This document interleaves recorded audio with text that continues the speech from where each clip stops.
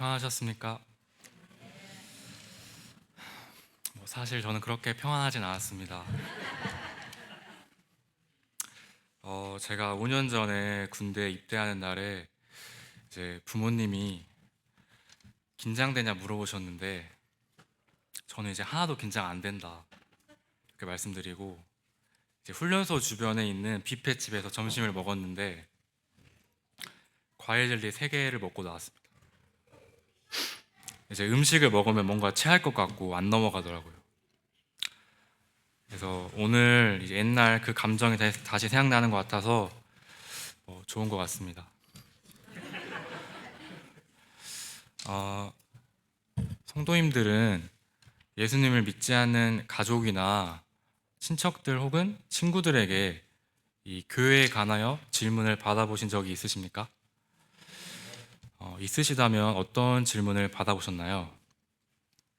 저는 이 교회를 다니면 왜 술을 먹지 않는지에 대해서 이런 질문을 한번 받아본 적이 있습니다. 아까 말씀해 주신 것처럼 성도님들도 이렇게 한 번쯤은 이 교회에 대해서 또는 이 하나님에 대해서 질문을 받아보셨을 것이라고 생각합니다. 이제 그렇다면은 누군가가 나에게 예수님이 부활하셨다고 하는데 그 증거가 무엇이냐? 라고 묻는다면은 어떻게 답변하시겠습니까? 이 오늘 말씀은 이 부활의 증인이라는 제목으로 저희 함께 말씀을 나누고자 합니다. 오늘 본문은 고린도전서 15장 1절에서 11절입니다.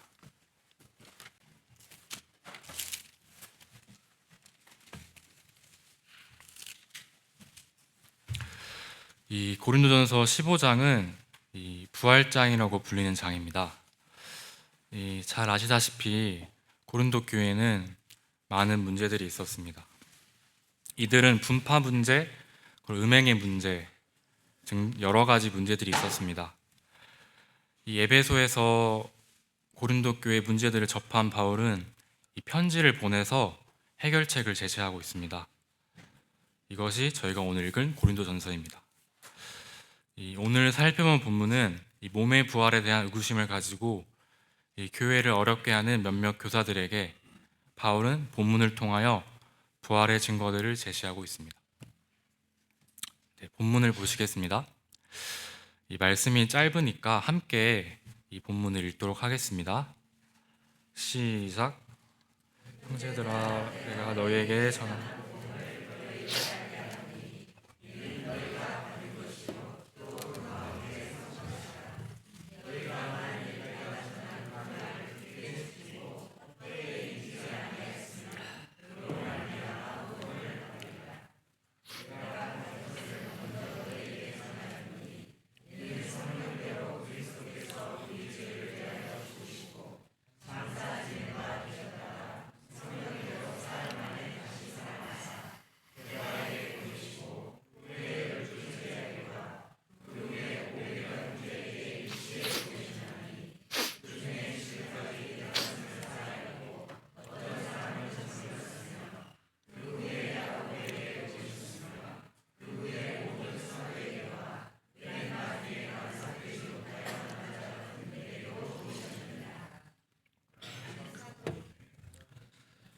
나는 하나님의 교회를 박해하였으므로 사도라 칭함받기를 감당하지 못할 자니라.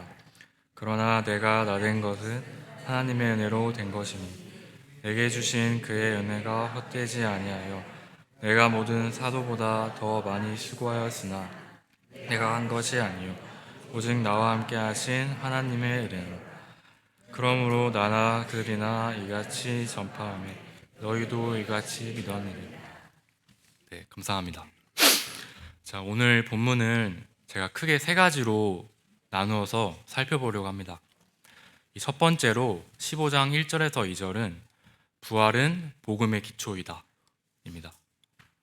1절에서 2절 부활은 복음의 기초이다. 그리고 두 번째로 3절에서 4절 부활은 구약 성경에 예언되어 있다. 부활은 구약 성경에 예언되어 있다. 세 번째로 5절에서 11절 부활은 목격한 증인들이 많다. 부활은 목격한 증인들이 많다입니다. 네, 먼저 부활은 복음의 기초이다입니다. 성도님들, 덧셈 뺄셈을 하기 위해서 저희가 먼저 무엇을 알아야 할까요? 네, 숫자입니다. 저희가 숫자를 먼저 알아야 이 덧셈 뺄셈을 할 수 있습니다. 숫자가 없다면 이 더하기나 빼기는 표현할 수가 없고, 더 나아가서 이 수학이라는 학문도 없었을지도 모릅니다. 이 숫자는 수학에 있어서 기초이고 꼭 있어야 할 존재입니다. 그런데 이 복음에 있어서도 저에게 숫자와 같은 기초가 있습니다. 무엇일까요? 네, 부활입니다. 1절을 함께 보시겠습니다. 먼저 형제들아로 본문을 시작하고 있습니다. 이 성경에서는 형제에 대한 의미가 두 가지가 있습니다. 하나는 혈육적인 형제 혹은 같은 지파나 이웃관계, 친구관계를 일컬어서 성경에서는 형제라고 기록하고 있습니다. 그리고 다른 하나는 예수 그리스도를 통해 맺어진 관계를 저희가 형제 또는 자매라고 부릅니다. 그런데 이 본문의 이들은 이방인인 고린도 사람들이었습니다. 그래서 이들은 두 번째 경우로 예수 그리스도로 맺어진 관계에 있어서 지금 바울이 형제들아로 이들을 부르고 있습니다. 그리고 너희에게 전한 복음을 알게 하노니 이는 너희가 받은 것이요 또 그 가운데 선 것이라. 이 세번역 성경에는 내가 여러분에게 전한 복음을 일깨워 드립니다. 여러분은 그 복음을 전해받았으며 또한 그 안에 서 있습니다로 번역되어 있습니다. 네, 고린도 성도들은 이 바울이 직접 전한 복음으로 형제자매가 되었습니다. 그렇다면 이 바울이 말한 너희에게 전한 복음은 무엇일까요? 잠깐 본문에 손을 얹고 사도행전 23장 6절을 보겠습니다.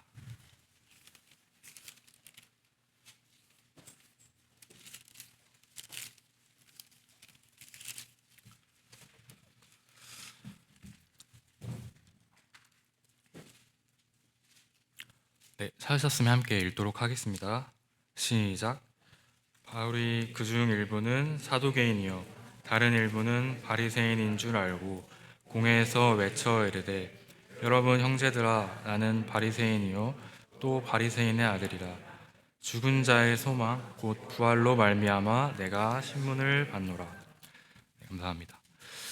여기 이 말씀을 보시면은 이 바울 사도가 공회에서 신문을 받고 있습니다. 이 바울 사도가 좀 당시에 좀 큰 이슈거리였던 사람이었던 것 같아요. 이 공적인 문제를 다루는 공회에서 지금 신문을 받고 있습니다. 바울이 신문을 받는 까닭은 죽은 자의 소망 곧 부활로 말미암아 이 바울이 지금 신문을 받고 있다고 말씀해서 말해주고 있습니다.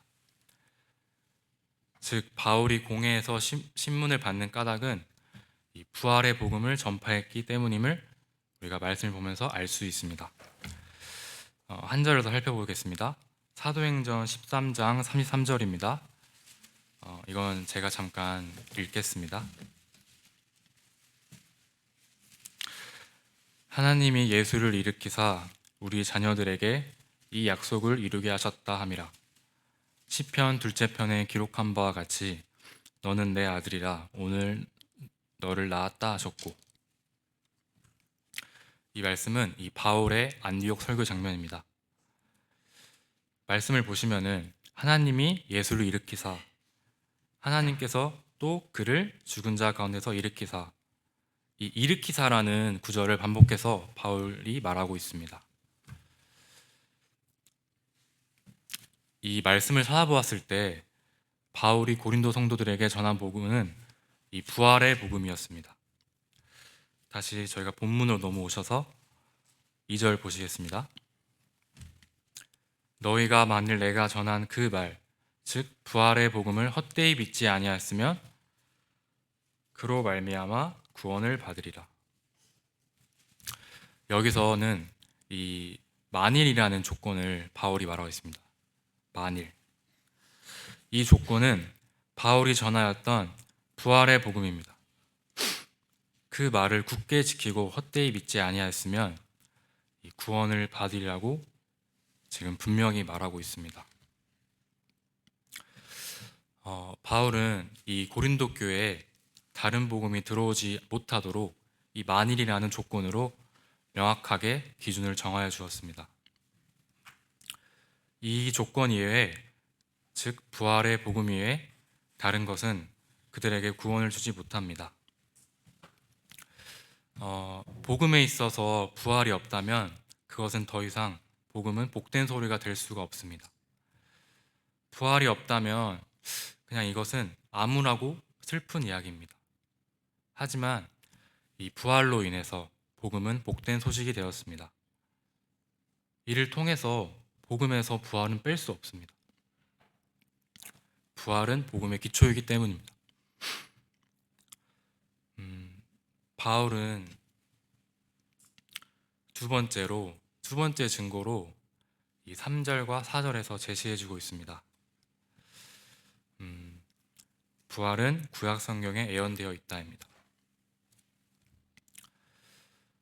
3절에 바울은 이 내가 받은 것을 너희에게 전하였다 말씀합니다. 이 세번역 성경에서는 나도 전해받은 중요한 것을 여러분에게 전해드렸습니다 로 번역되어져 있습니다. 바울은 아주 중요한 것을 전해받았습니다.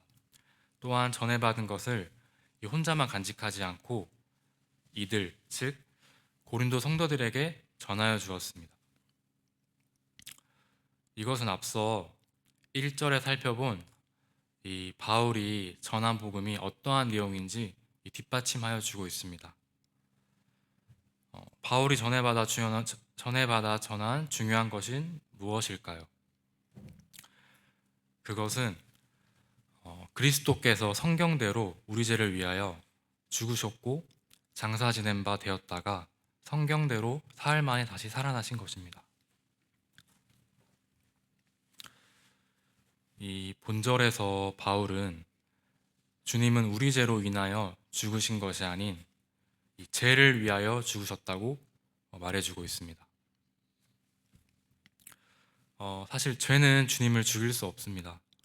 주님이 우리 죄를 위하여 선택하여 죽으신 것입니다.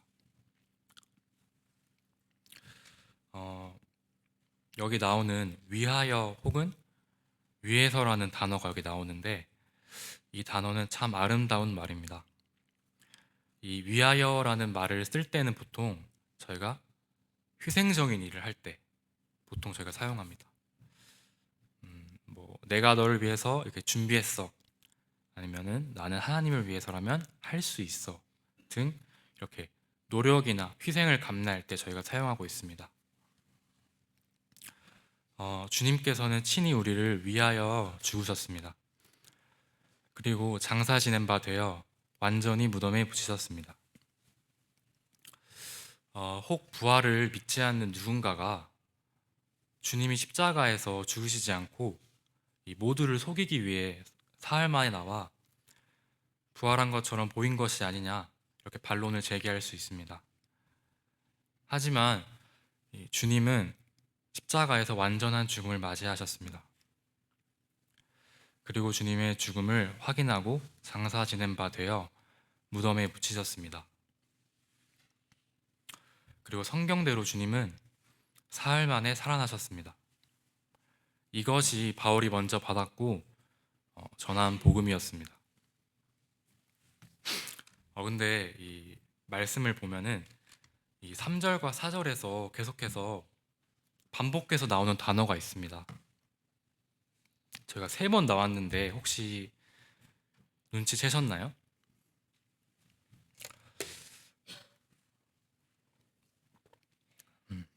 네, 성경대로입니다.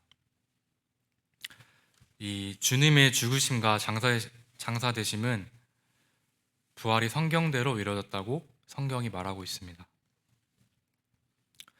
이 성경은 당시에 사용한 구약 성경을 지칭하고 있겠죠. 이 부활을 의심하는 이들에게 바울은 아주 강력한 증거를 제시하며 이렇게 말하고 있습니다. 여러분, 성경이 무엇을 말하는지 살펴보십시오. 성경이 무엇을 말하고 있습니까?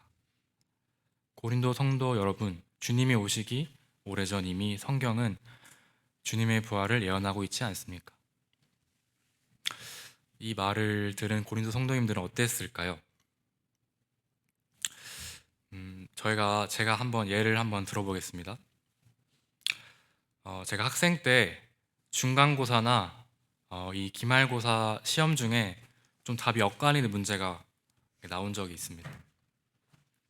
원래 같으면은 시험이 끝나면은 쉬는 시간에 다음 시험을 준비해야 되는데 모두 이제 이 엇갈린 문제에 대해서 이제 논의하러 이제 뒤에 모였습니다. 모여서 이제 서로 자기 답이 맞다고 열심히 설명을 해도 이제 모두가 들으려고 하지 않았습니다. 그런데 이 친구 중에 누군가가 이 시험이 출제된 교과서를 들이밀면서 여기 이렇게 나와 있잖아 이렇게 말을 한다면은 어떻게 될까요? 지금처럼 아주 조용해질 겁니다. 다 그 답을 수긍하고 돌아갔다는 소리겠죠. 이처럼 이 고린도 성도님들 또한 이 구약 성경을 보면서 아, 성경에 그리 말씀하셨구나 하면서 수긍하였을 것입니다. 부활은 구약 성경에 예언되어져 있기 때문입니다. 곧바로 이어서 문장이 끊어지지 않고 한 문장으로 바울은 5절에서 11절을 통하여 부활의 다음 증거를 제시하고 있습니다. 부활을 목격한 증인들이 많다입니다. 성경 신명기 19장 15절에는 사람의 죄에 대해서 한 증인으로 정하지 말고 두 증인이나 세 증인으로 사건을 이제 확정하라고 말씀하고 있습니다. 다수가 한 목소리로 증언한다면은 신뢰감을 주고 이제 주장이 사실이라고 봐야겠죠. 또한 증인들이 같은 증거를 가지고 있다면 어떨까요? 예를 들어보겠습니다. 제가 만약에 배가 너무 고파서 주인이 없는 틈을 타서 빵집에서 소보루빵을 훔쳤습니다. 그런데 아쉽게도 걸리게 되어서 이제 법정에 제가 서게 되었습니다. 그리고 저를 범인으로 지목한 이 3명의 증인이 있었는데 모두 제가 같은 빵 종류인 이 소보루빵을 훔쳤다고 증인이 증언을 하고 제가 소보루빵을 먹고 있는 사진을 증거로 제출한다면은 판사님이 저에게 어떤 결정을 내릴까요? 네, 판사님이 저에게 이제 유죄를 선고하시겠죠. 아마 이제 무죄는 좀 나오기 힘들 것 같아요. 이 한 사건에 대해서 이 사실이 증명될 것입니다.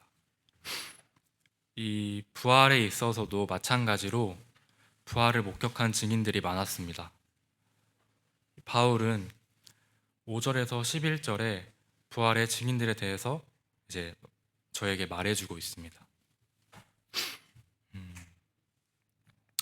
5절에서 먼저 첫 번째 증인으로 이제 게바가 등장합니다. 부활하신 주님은 가장 먼저 게바에게 보이셨습니다. 성도님들이 잘 아시다시피 게바라 불리었던 베드로는 죽음이 두려워서 주님을 3번 부인하였습니다. 그때 주님이 잡히셨을 때 베드로는 이 겁에 질렸고 주님을 부인하게 되었습니다. 그리고 닭이 3번 울자 주님께서 너가 나를 3번 부인하려 하심이 생각나 밖에 나가서 베드로가 심히 이제 통곡을 하였습니다. 그런데 부활하신 주님은 이것을 매우 잘 아셨고 베드로를 많이 생각하신 것 같아요. 누가복음 24장 34절에는 이 엠마오에서 주님을 만난 두 제자들이 예루살렘으로 와서 보니 주님이 부활하시고 시몬에게 보이셨다 하는지라는 말을 듣게 됩니다. 여기서 또 이제 유독 한 제자를 콕 집어서 이제 주님은 보이셨습니다. 이렇게 주님이 베드로를 만나셨는데 이제 베드로의 마음은 이미 많이 무너져 있었습니다. 저희가 보통 힘들 때 가족 생각들을 많이 하잖아요. 이제 군대에 가면은 이제 평소에 안 하던 부모님께 안부를 묻고 더 자주 전화를 거는데 베드로도 약간 그랬던 것 같아요. 이제 마음이 무너지고 어려우니까 고향 생각나고 가족도 이제 보고 싶죠. 이제 고향으로 내려가서 다시 이제 고기를 잡습니다. 나같이 주님을 부인한 사람이 어떻게 예수님을 믿는가 이렇게 자책하면서 말입니다. 하지만 부활하신 주님은 그에게 나타나시고 그를 회복시키십니다. 그에게 나타나 이렇게 먼저 말씀하십니다. 베드로야, 그물을 오른편에 던져라. 잡은 생선을 좀 가져다 주겠니? 와서 함께 식사하자. 이제 그리고 주님께서 이제 물어보십니다. 내가 나를 사랑하니? 그럼 나의 어린 양을 좀 부탁할게. 좀 맡아주렴. 앞서 베드로는 주님을 3번 부인할 만큼 겁이 많았지만 그런 베드로는 이제 사라지고 부활하신 주님을 만난 후 삶이 변화되고 담대히 부활을 증거하는 증인이 되었습니다. 이 베드로의 존재, 그가 산 삶이 증거가 되었습니다. 이 사람이 바울이 제시한 첫 번째 증인 베드로입니다. 네, 두 번째 증인은 12제자입니다. 요한복음 20장에서는 주님의 부활 이후 안식 후 첫날 저녁 때 다락방에서 유대인들이 두려워 문을 잠근 제자들을 우리에게 보여주고 있습니다. 그 모인 곳에 부활하신 주님께서 나타나셨습니다. 이렇게 두려워 떨고 있는 제자들에게 나타나셔서 너에게 평강이 있을지어다 이렇게 말씀하십니다. 평강은 걱정이나 탈이 없다는 뜻입니다. 그리고 그들에게 손과 옆구리를 보이심으로 이 자신이 정말 부활하신 주님을 입증하였습니다. 그리고 아버지가 나를 보냄같이 주님께서도 그가 사랑하시는 제자들을 세상에 보냈습니다. 이 세상이 끝날 때까지 함께 하겠다는 말과 함께 말입니다. 이후에 사도행전 2장에 나타난 제자들의 모습에서는 더 이상 다락방에서 유대인들이 두려워서 이 문을 잠근 제자들의 모습이 아니었습니다. 그들은 담대하게 주님의 부활을 전파하였고 그들의 삶 또한 부활을 증거하게 되었습니다.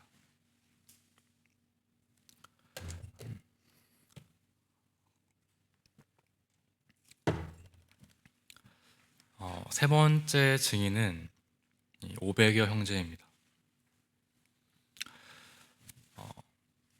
부활하신 주님은 그들에게 이제 일시에 보이셨습니다.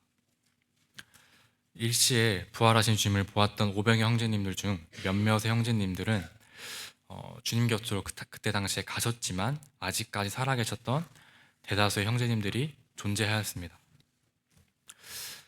제가 앞서 예시로 제가 소보루빵을 훔친 것을 말씀을 드렸는데 이번에는 새 증인이 아닌 무려 500명의 증인이 제가 빵을 훔쳤던 것을 보았다면 어떻게 될까요? 혹여나 제가 빵을 훔치지 않았다고 믿어주는 사람들도 생각이 바뀌겠죠. 증인이 많으니까 저희가 직접 물어볼 수도 있는 것이고 이야기를 들으면서 제가 빵을 훔쳤음을 확신할 것입니다. 이 주님의 부활에 있어서도 주님이 부활하지 않았다고 믿는 이들에게 이 500여 형제님들이 본 경험과 간증은 부활이 사실임을 확인할 수 있는 큰 증거가 될 것입니다. 바울 사도는 당당히 말합니다. 주님의 부활을 본 500여 형제님들이 있습니다. 그들에게 나의 말이 사실인지 물어보십시오. 그들은 기꺼이 당신을 위해서 말해줄 것입니다. 라고 말입니다. 네 번째 증인은 주님의 육신의 동생 야고보입니다. 부활하신 주님은 야고보에게 나타나셨습니다. 사실 야고보는 근데 주님을 가장 오래 보았던 사람 중 하나입니다. 예수님과 함께 자라고 커가며 항상 형인 예수님을 야고보가 보았습니다. 하지만 주님이 부활하기 전까지는 야고보는 형을 그리스도를 믿지 않았습니다. 저희 성경 마가복음 3장 22절에는 예수의 친족들이 저희가 나옵니다. 이들은 예수님이 미쳤다는 소식을 듣고 이제 붙잡으러 나섰습니다. 아마도 그 중에 야고보가 있었습니다. 이제 주님이 아닌 육신의 형으로 생각하면서 도대체 우리 형은 밖에 나가서 무엇을 하길래 미쳤다고 소문이 났을까? 정말 부끄럽다. 이렇게 생각하면서 주님을 붙잡으러 왔을 것 같습니다. 또한 요한복음 7장에서는 이 주님의 형제들이 등장하는데요. 이들은 주님이 이적을 행하는 것이 그저 이제 높은 지위를 얻고 유명해지기 위해서임을 생각하고 이제 유대로 가라 이렇게 말합니다. 그러니까 저희 나라로 치면 약간 서울로 가라 이렇게 말해준 거예요. 이런 갈릴리 시골 동네 말고 유대로 가서 자신을 더 드러내라고 약간 조언 아닌 조언을 형제들이 해주고 있습니다. 이렇게 가장 가까이서 주님을 봐왔던 야고보는 아쉽게도 주님이 누구신지 몰랐습니다. 하지만 십자가에서 죽으시고 부활하신 주님을 야고보가 만나게 되었을 때 그는 더 이상 예전의 야고보가 아니게 되었습니다. 나의 형이 정말로 그리스도셨구나 깨닫게 되었습니다. 이는 부활하신 주님을 그가 직접 보았기 때문입니다. 이후 야고보는 주와 복음을 위하여 힘쓰며 예루살렘 교회에서 많은 사역들을 감당하며 저서 야고보서를 남겼습니다. 야고보 또한 앞선 증인들과 같이 그의 삶이 부활을 증거하게 되었습니다. 주님을 만나고 변화된 삶이 정말로 주님이 부활하셨음을 증거케 하였습니다. 그리고 마지막 증인으로 이 고린도전서를 쓴 바울이 자신을 증인으로 언급합니다. 바울은 다른 증인들과 다르게 좀 특별하게 자신을 말할 때 이 만삭되지 못하여 난 자 같은 내게도 보이셨다라는 표현을 바울이 사용하고 있습니다.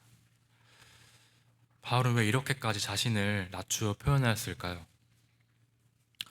성도님들은 이 표현을 들었을 때 어떤 생각이 드십니까? 하나님은 아기가 엄마의 뱃속에서 대략 10개월이라는 시간 동안 이 세상에 나올 수 있도록 준비해 주셨습니다. 이 만삭개월수를 다 채우지 못하고 낳은 아이는 이 만삭을 채우고 난 아이보다 조금 미성숙하고 좀 덜 자란 모습으로 세상을 나오게 될 것입니다. 아마도 이 바울은 이 비유를 통해서 이 자신의 미성숙함과 이 부족함을 말하고 있습니다. 바울은 정말로 열심히 하나님을 박해하던 자였던 것을 성도님들 또한 잘 아실 것입니다. 이러한 부끄러운 자신의 모습이지만 바울이 다메섹에서 주님을 만난 후 20년 후에 쓴 고린도전서에서 이 자신의 미성숙함과 부족함을 인정하는 바울의 모습은 오히려 그를 더 높여주는 것 같습니다. 이런 부족한 자를 부활하신 주님을 만나 주셨고 그날 바울은 인생이 변하게 되었습니다. 앞서 사도들은 모두 주님을 만나고 이 삶이 변화되었다는 공통점들을 가지고 있습니다. 겁에 질려 예수님을 부인하고 다락방의 문을 걸어 잠근 베드로와 12제자들은 변화되어 담대히 주님의 부활을 전하는 사람이 되었고, 야고보는 이 부활하신 주님을 보고 형을 그리스도로 인정하였습니다.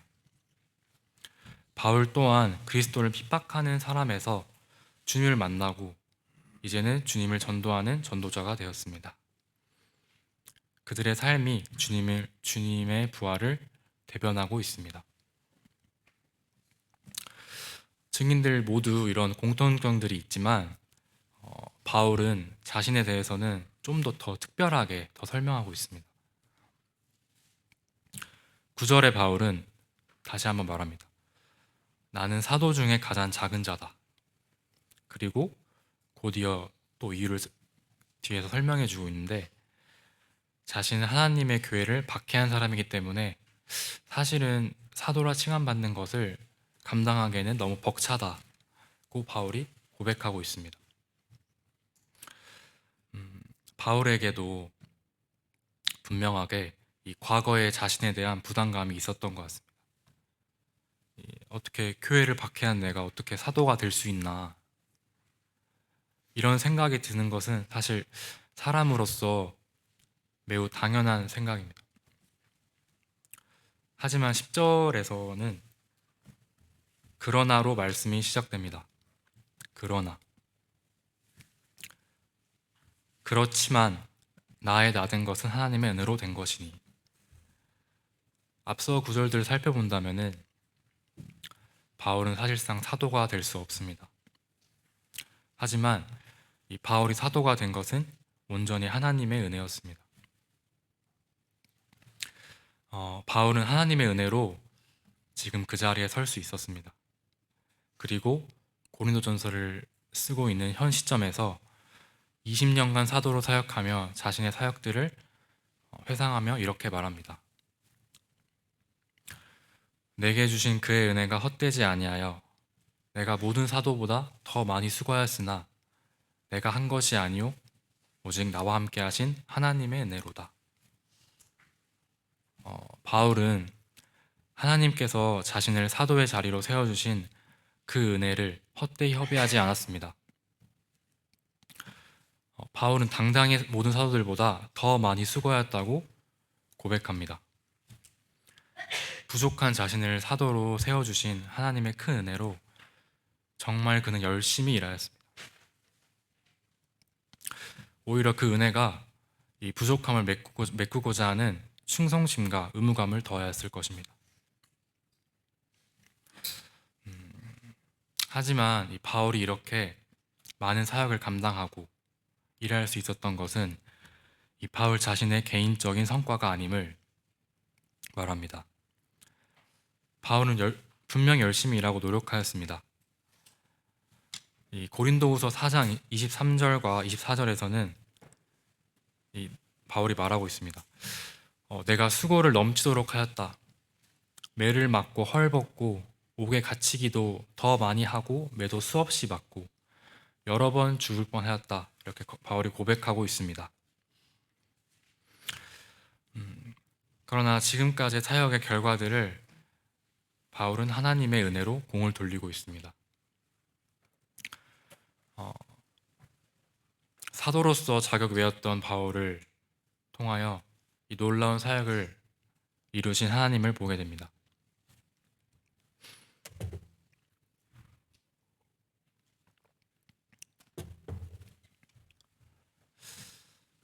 성도님들, 저희도 주님께서 맡겨주신 사역에 있어서 그 자리에 제가 세워졌을 때 부족함을 느끼고 이 부담을 느낄 때가 있습니다. 좀 나보다는 다른 사람이 이 자리에 어울릴 것 같고 나는 부족하다고 느낄 때가 있습니다. 하지만 하나님이 그 자리에 세워주신 것은 은혜입니다. 하나님은 실수하심이 없으십니다. 내가 생각했을 때 많이 부족하지만 이러한 나를 사용하여 주신 은혜에 감사함으로 나아갈 때 하나님께서는 성도님들을 혼자 일하게 내버려두지 않으시며 도우실 것입니다. 그리고 바울이 사역하며 경험하였던 이 하나님의 은혜를 누릴 것임을 기대하는 마음이 있습니다. 끝으로 바울은 전한 복음을 동일시하고 있습니다. 앞서 증인으로 소개하였던 사도들이 만난 주님과 바울이 만난 주님은 같았습니다. 그러기에 나나 그들이나 이같이 전파하였고 너희도 이같이 믿었음을 말해줍니다. 여기까지가 마지막 증인 바울이었습니다. 말씀을 정리하겠습니다. 오늘 저희는 본절을 통하여 부활의 증거들을 살펴보았습니다. 첫 번째로 부활은 복음의 기초이며 우리는 바울이 전한 복음이 무엇이었는지 살펴보았고, 사도들은 주님의 부활을 전하였고 바울 또한 그러하였으며 이 복음으로 고린도 성도들이 세움을 받았습니다. 두 번째 증거는 부활은 구약 성경에 예언되어져 있다였으며 부활은 분명히 성경에서 예언되어져 있는 사실임을 확인하였습니다. 세 번째는 부활을 목격한 증인들이 많다였습니다. 각 증인들에게 나타나신 부활하신 주님을 통해 그들의 삶이 변화되고 담대히 주와 복음에 힘쓰는 사도로 거듭난 증인들을 찾아볼 수 있었습니다. 성경 에베소서 2장 3절에서는 이렇게 말씀합니다. 전에는 우리도 다 육체의 욕심을 따라 지내며 육체와 마음이 원하는 것을 하여 다른 이들과 같이 본질상 진노의 자녀이었다고 말씀합니다. 하지만 주님은 에베소서 2장 4절과 5절에서 곧이어 말씀합니다. 긍휼에 풍성하신 하나님이 그 큰 사랑을 인하여 허물로 죽은 그리스도와 함께 살리셨다고 말입니다.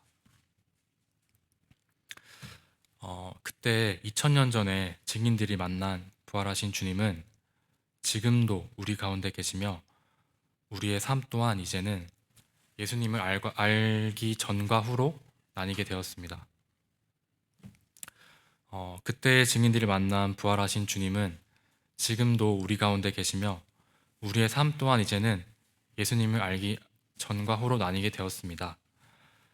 그들이 단순히 부활하신 주님을 목도하고 그친 것이 아닌 삶이 송두리째 바뀌어 그들의 변화된 삶이 부활의 하나의 근거가 되었던 것처럼 저희도 주님을 모르는 사람들에게 그들과는 다른 삶을 통하여 정말 하나님이 계심에 증인되는 삶을 살아가기를 원하는 마음이 있습니다. 이상 말씀을 마치고 기도드리겠습니다.